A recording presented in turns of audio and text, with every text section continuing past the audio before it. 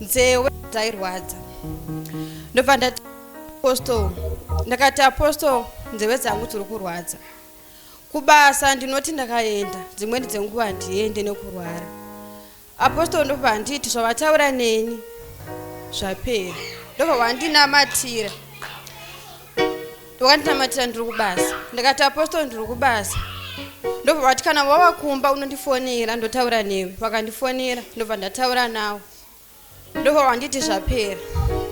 Ndakarara ndakubhilivha kozi ropa richibuda mukama. Ndakarara ndakamuka.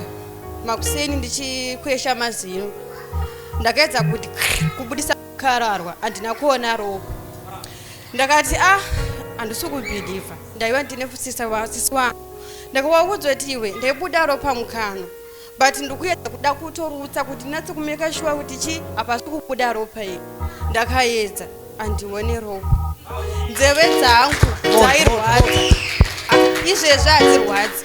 Ndichiti ndichifamba kana kune mhepo ndine something ndinovhara nzeve dzangu kuti dzikapindwa nemhepo chete dzinorwadza. Izvezvi kana kune mhepo ndinotofamba handinzwe kurwadziwa. Kuclinic ndine zvirwere zvakawandisa, ndinonwa mapiritsi.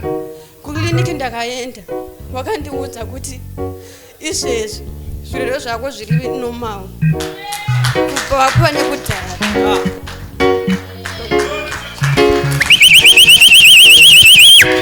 Jesu